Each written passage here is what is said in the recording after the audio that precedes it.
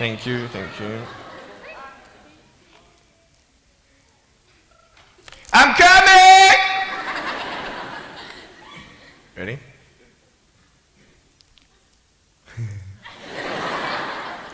Hey, is that cool? Awesome.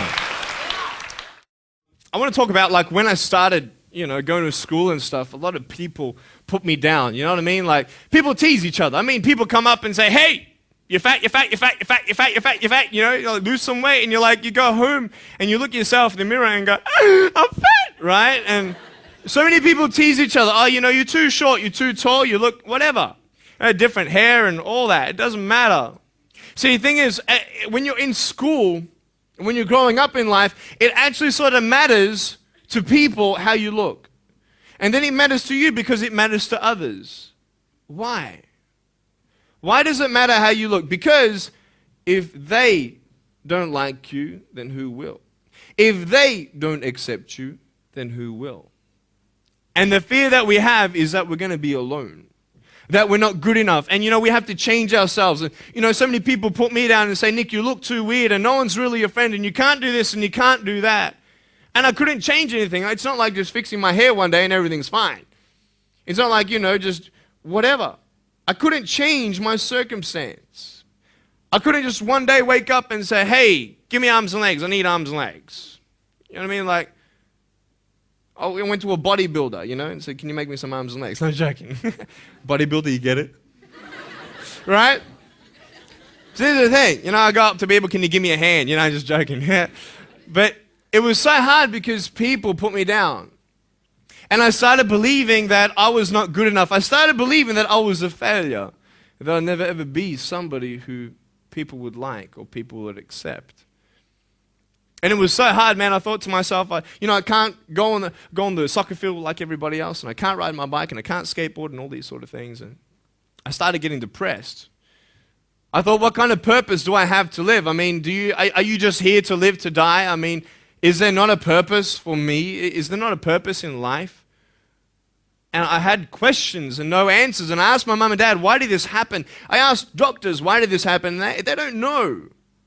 There are some things in life that are out of your control that you can't change and you got to live with. The choice that we have, though, is either to give up or keep on going.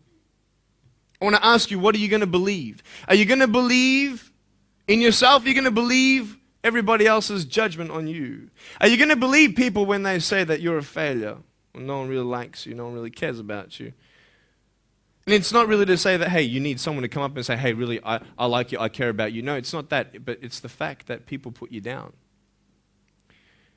People don't even look you in the eye. People ask you how you are, and you say fine, but you're not fine, and they'll never know that. I tell you, life is interesting. Life's a journey. See this phone here? Let's say that I want to go to the phone, right? And I start from over here. Now, to get to the phone, it's not like I'm going to start meditating and going hum, right? And float across the air, right? It's not going to work. It's not like I'm going to go hum and woo, it's not going to work. So I have to take one step at a time, one step at a time, one step at a time. You can only take one step at a time. I don't care how big your step is, it's only one step at a time. You can't do 2 steps in one. You understand?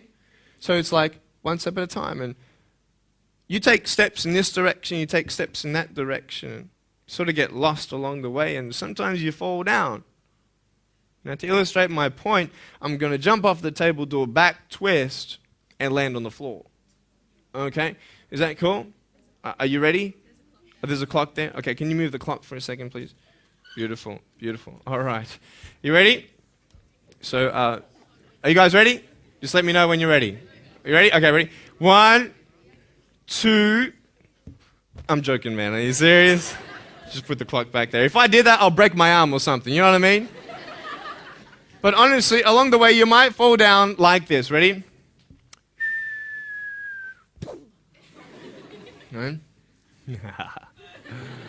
Hello! Right? So what do you do when you fall down? Get back up. Everybody knows to get back up, because if I start walking, I'm not going to get anywhere.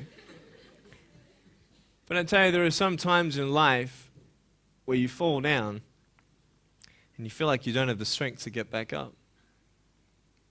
You sort of put a mask on your face when you come to school and pretend that everything's okay when it's not, and you go home and lay in your bed when no one's looking at you, when you don't have to impress anybody, and you're yourself. And fear comes in. You know the fear that you have as soon as you walk into the doors of your house. Maybe there's a broken home. Maybe you have doubt in your life. Maybe you don't know for sure what's going to be happening in the future, and it scares you. Maybe you're worried about what people think of you, what people say about you. Just that fear paralyzes you. And I just want to ask you today, do you think you have hope? Because I tell you, I'm down here, face down, and I have no arms, no legs. It should be impossible for me to get back up. I mean, you go home and tie the legs and arms of your brothers and sisters and like push them down and see how long it's going to take them to get back up. You know what I mean? You know, you can tell them that you'll see them tomorrow. You know what I mean? But this is the thing. It should be impossible for me to get back up, but it's not.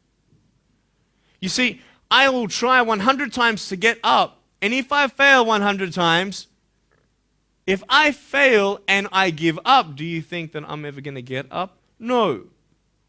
But if I fail, I try again and again and again. For as long as I try, there's always that chance of getting up. Does that make sense? And it's not the end until you've given up. And just the fact that you're here should persuade you that you have another chance to get back up. There's still hope. I'm not here today to tell you that I understand your pain. I don't know how it feels to be abused. I don't know how it feels to feel, quote, fat and you've got an eating disorder. I don't know how it feels to have a broken home. I don't know how it feels. But I know how it feels to have a broken heart. And I know how it feels to be alone.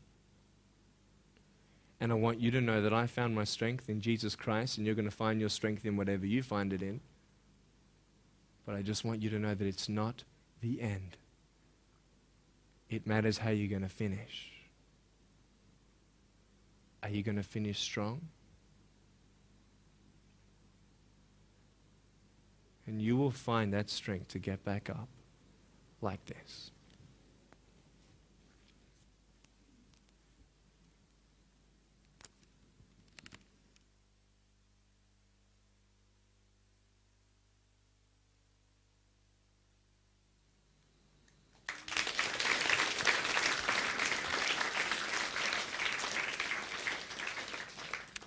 How did I get from depressed to who I am today? Because I tell you, I was depressed.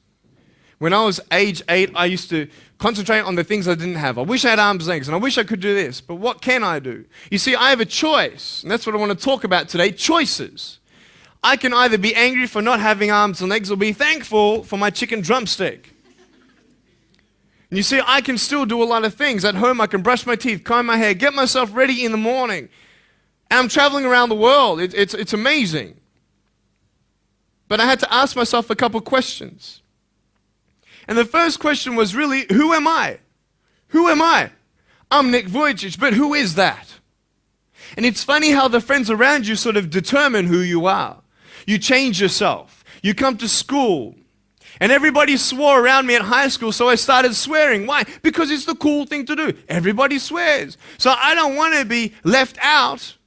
And I want to be accepted, so I started swearing. You go to a party, everybody's drinking, so you drink. Why? Well, everybody else around me is doing a big deal. And you start losing yourself, and you start putting your security in temporary things. You start putting your happiness in things that won't last. You can get drunk all you like, but in the morning, you're going to be sober with a headache with the same problems. You want to be high the rest of your life on drugs? Everybody said, don't do drugs, don't do drugs. Well, why? Why do we even go there? It's either out of curiosity, peer pressure, or trying to escape reality. Basically, three things. That's why we go to drugs.